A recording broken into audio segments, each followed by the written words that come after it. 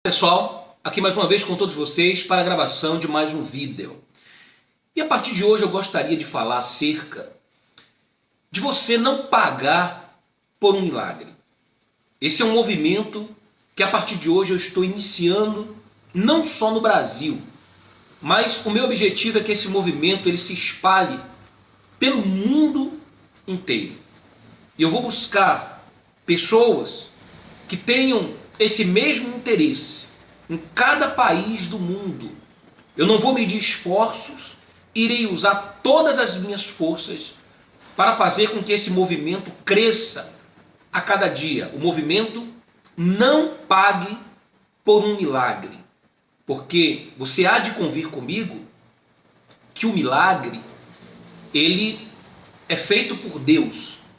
E uma vez sendo feito por Deus, sendo concedido gratuitamente por Deus, tendo como a única moeda a fé de cada pessoa, porque é isso que é ensinado na palavra, ele não pode estar sendo cobrado pelos homens, como se o milagre ou o caminho para o céu fosse uma estrada e esses supostos ou pseudos pastores e bispos, eles fossem o pedágio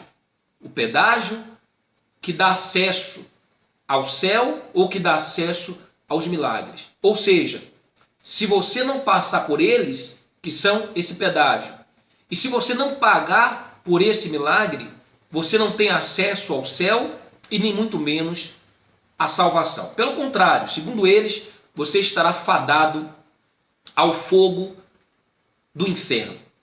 Bem, então inicia-se a partir desse vídeo esse movimento que eu tenho certeza que a cada dia ele vai ganhar força. E eu queria de antemão já convidar você a se engajar nesta causa, a vestir esta camisa em prol do evangelho genuíno, puro e sem maquiagem, da fé sem pirotecnias, com o intuito de atrair incautos, tá? E inocentes, enganar a inocentes. Bom, e a base, o respaldo que eu tenho para isso, é nada mais, nada menos, ou ninguém mais, ninguém menos, do que o próprio Senhor Jesus. Essas palavras que eu vou agora basear esse movimento mundial, não pague por um milagre, é a palavra do Senhor Jesus. Então, não é um achismo meu, tá? Não é uma nova ideologia minha, muito pelo contrário. É uma ideologia, um ensinamento e um alerta do próprio Senhor Jesus. E se você tiver uma Bíblia aí com você agora, ou então até de repente aí no seu tablet ou no seu smartphone, aonde quer que você esteja me assistindo agora, você pode ter aí acesso a uma Bíblia online, tá? Então você pode acessar e você vai verificar um livro de Mateus, no capítulo 23. Então, você abre a sua Bíblia aí no Mateus, livro de Mateus, capítulo 23, que diz assim as Sagradas Escrituras. Então, Jesus disse à multidão e aos seus discípulos. Eu peguei aqui, inclusive, uma tradução bem mais simplificada, uma linguagem assim, mais acessível, tá? Aquelas pessoas que são um pouco mais leigas e têm uma certa dificuldade até da interpretação de algumas traduções bíblicas um pouco mais, não muito familiares a elas, tá? Então eu preferi pegar essa tradução aqui. Então diz assim, Mateus 23, versículo 1. Então Jesus disse à multidão e aos seus discípulos. Então essa palavra foi do Senhor Jesus, o nosso Salvador, aquele, o único através do qual importa que sejamos salvos. Ele que é o caminho, a verdade e a vida. Ele não é um pedágio. Ele é o caminho, a verdade e a vida sem pedágio. Tá certo? E por isso, ele, combatendo aqueles que cobram o pedágio para o milagre e para o céu, ele disse assim na sua palavra, dirigiu-se aos seus discípulos, ou seja, aqueles aos quais ele estava ensinando, para que os mesmos propagassem isso pelos demais países por onde eles fossem pregar a palavra, e a multidão que os ouvia. E ele disse assim: os mestres da lei e os fariseus se assentam na cadeira de Moisés. Então, os mestres da lei, era contra eles que o Senhor Jesus estava pregando. Mestres da lei, para você entender, são aqueles que pregam, tá, apenas a lei. São aqueles cujo evangelho que pregam é mais conveniente eles usarem a lei. Por quê? Porque algumas igrejas, tá? E dentre elas, aquela que é a mãe, tá? A precursora desse movimento aqui no Brasil, é a Igreja Universal do Reino de Deus. Por que eles são mestres da lei? Porque a lei, ela os proporciona mais argumentos, mais elementos, mais respaldos, para que eles possam então fazer as suas campanhas e cobrarem por um milagre. Porque se eles fossem se respaldar na nova aliança, na igreja que o Senhor Jesus instituiu e ensinou aos seus discípulos e às multidões, eles não teriam nenhum respaldo, tá? Por quê? Porque se você observar na Bíblia, os milagres que Jesus fez, nenhum deles, ou por nenhum deles, ele cobrou um único centavo sequer. Veja lá, por exemplo, aquele milagre daquele paralítico no tanque de Betesda.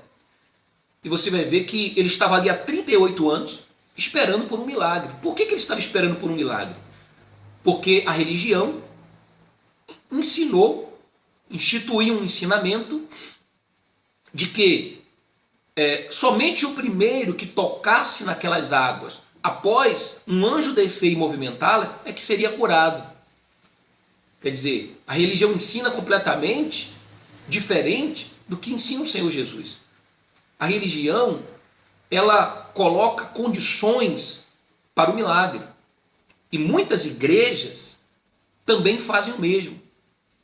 O milagre é condicionado. Olha, se você fizer isso, então você recebe isso. É uma barganha.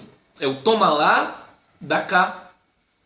Mas o Senhor Jesus, quando chegou nesse tanque de Betesda, que viu esse homem paralítico, e há 38 anos lá sofrendo, esperando por um milagre, tá?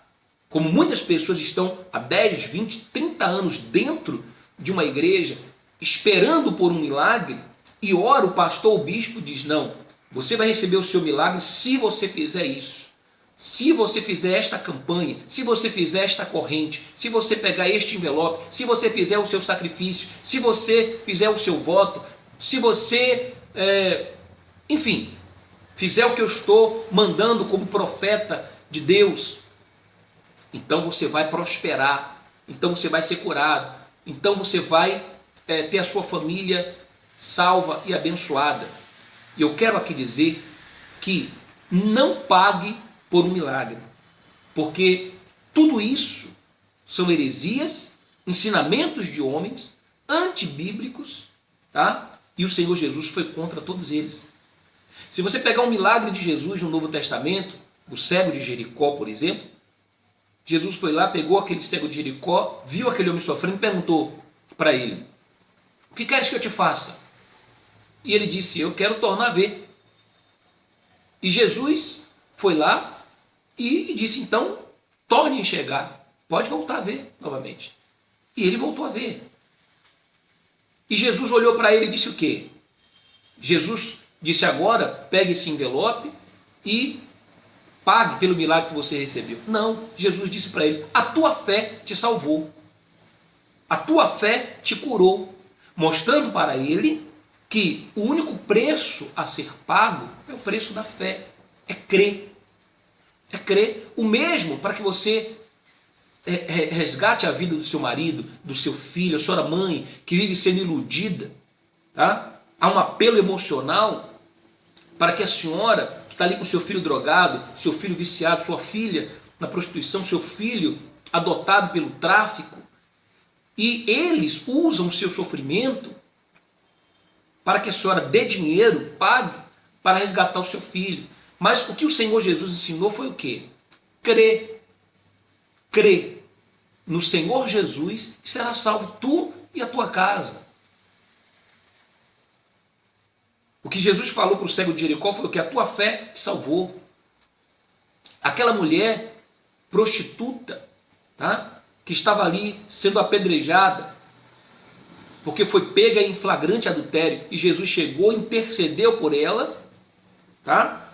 E depois, quanto Jesus cobrou para protegê-la do apedrejamento, para livrá-la daquele apedrejamento? Nada. Ele apenas olhou para ela e disse assim: vai. Primeiro ele disse: eu não te condeno.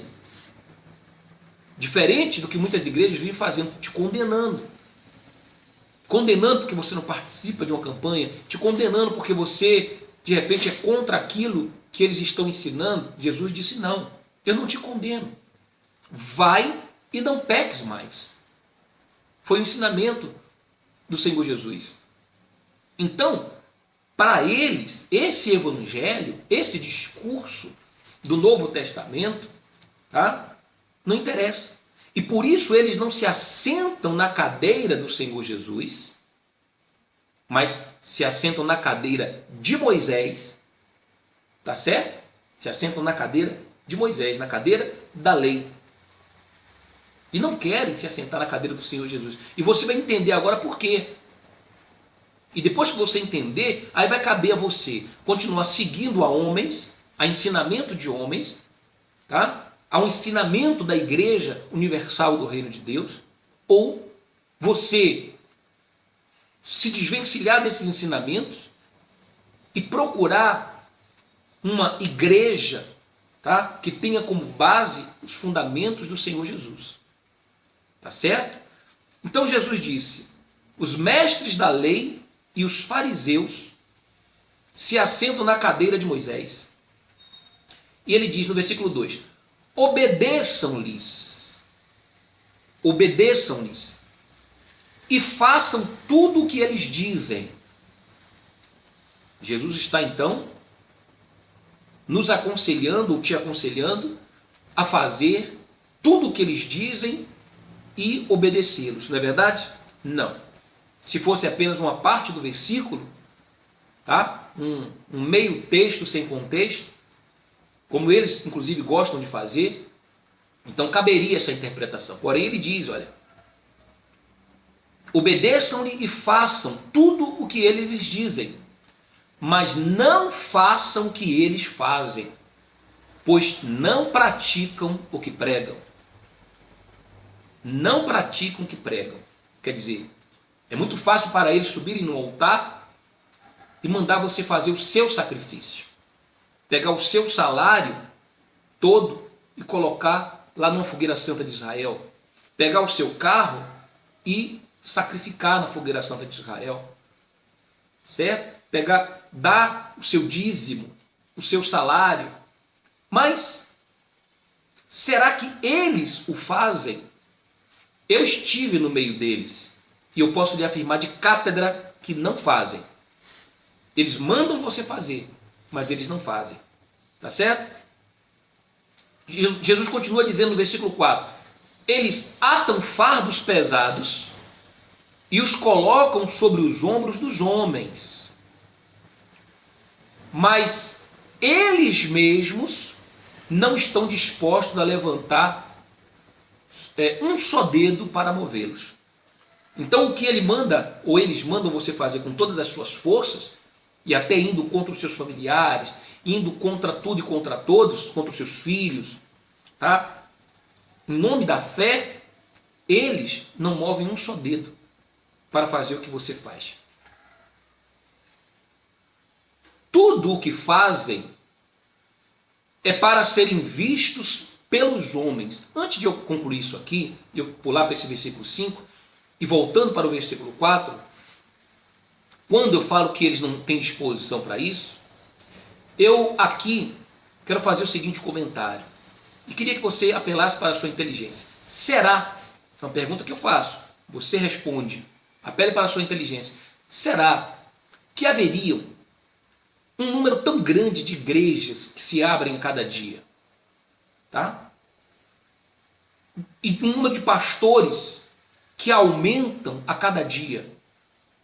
Se esses pastores, eles pregassem a palavra ou abrissem aquela igreja e não tivessem nenhum salário, se eles não recebessem nada por isso, será que esse amor pelas almas tão falado, tão divulgado, será que realmente eles existiriam? Ou existiria? Ou será que nós não teríamos aí uma escassez de homens de Deus pregando a palavra pelo mundo? É como os políticos.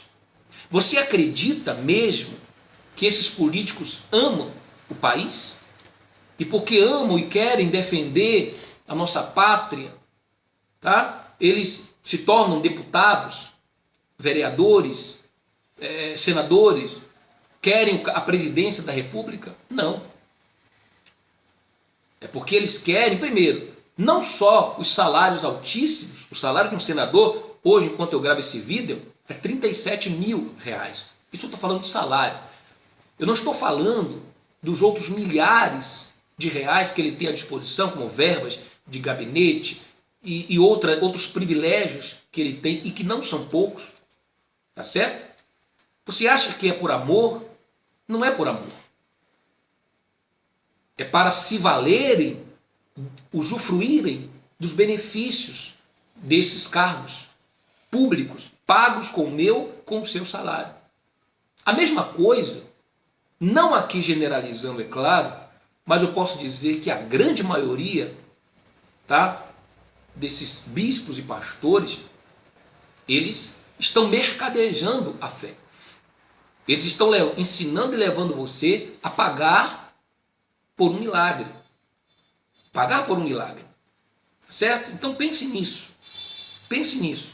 Porque, por exemplo, eu nunca vi na Igreja Universal do Reino de Deus, por exemplo, eles fazerem uma campanha pela família, uma campanha, ou lá eles chamam corrente, pela vida financeira, sem, nessa reunião, nessa campanha, dar um envelope para que as pessoas coloquem ofertas dentro dele. Eu nunca vi. Então tudo é o dinheiro, tudo tem que ser pago. Tá? Bom, aí o versículo 5 diz assim, olha, tudo o que fazem é para serem vistos pelos homens. Eles fazem seus filactérios bem largos e as franjas de suas vestes bem longas. Aqui Jesus está nos ensinando sobre a forma como muitas igrejas elas agem, dentre elas a Igreja Universal do Reino de Deus, que muitas das coisas que elas fazem e que para o povo ela diz que é em nome do crescimento do Evangelho, da obra de Deus, da palavra de Deus, do nome de Jesus, mas no fundo, o que eles querem é serem vistos pelos homens. Você acha que esse templo de Salomão que foi construído, com qual finalidade? Com qual objetivo? A Rede Record de televisão, com qual finalidade? Com qual objetivo? A bancada política de deputados, tá? E vereadores nos respectivos municípios, com que objetivo? É simples a resposta. Eles querem ser visto pelos homens como uma instituição que tem poder. Poder. Você pode ver que na inauguração do Templo de Salomão, quem que eles convidaram lá? Tá? A então presidente da República, Dilma Rousseff, eles levaram lá. Silvio Santos, eles levaram lá. Quem mais? Vários políticos, prefeitos, deputados, eles levaram lá.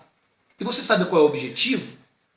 É mostrar que a Igreja Universal do Reino de Deus tem poder. E tendo poder, eles conseguem mostrar que representam uma ameaça para todos aqueles que se opuserem a ela. O mesmo acontece com a Record. mostrando o crescimento da Record, então eles representam uma ameaça. Todos aqueles que quiserem se levantar contra eles, o que é que eles fazem? No caso da Record, por exemplo, o que é que eles fazem? Eles gravam, o Edir Macedo mobiliza toda a equipe de jornalismo, tá? Como ele fez uma certa ocasião com o apóstolo Valdemiro Santiago, e ele mobiliza os repórteres, os apresentadores de mais credibilidade, e eles todos começam a fazer reportagens e gravações e matérias sobre aquela determinada igreja, como foi o caso do apóstolo, ou então contra um determinado político, contra uma determinada instituição, e muitas das vezes essas matérias não vão ao ar. Elas são feitas apenas para a intimidação, ou seja, eles gravam, guardam e mandam um recado: olha, está feita aqui já a matéria. Se você continuar a nos perseguir, nós soltamos no ar. Se você não fizer o que nós queremos, não nos der o que nós queremos, então nós jogamos no ar. E isso faz recuar os seus opositores, intimida os seus adversários. Então o que eles querem é serem vistos pelos homens, tá? Tudo em busca do poder. Tudo em busca do poder. Bom, eu vou seguir aqui esse vídeo só para que esse não fique muito extensivo, mas no próximo vídeo eu vou dar sequência aqui, tá certo? A essa base bíblica para essa campanha que se inicia a partir de hoje. E eu conto com a sua ajuda. Eu conto em que você vista essa camisa comigo, em qualquer lugar que você está. Que você seja um militante desse movimento aí no seu bairro. Você pode começar pelo seu bairro.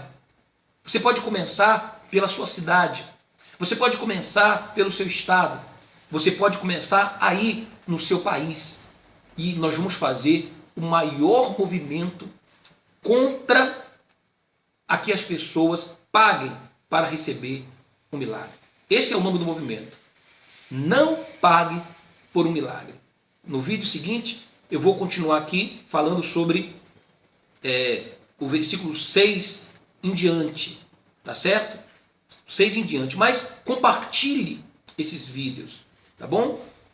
Divulguem esses vídeos. Porque unidos somos mais fortes. Eu quero aqui agradecer as pessoas que têm compartilhado, que têm divulgado os nossos vídeos, tá? Que têm atingido aí marcas expressivas. Em apenas um mês de gravação dos vídeos que eu completo hoje, enquanto eu estou gravando esse vídeo, tá? Nós já atingimos mais de 60 mil visualizações. Isso porque estamos apenas começando. Tá bom? Então, saiba que os próximos anos da sua vida ainda virão e não pague por um milagre.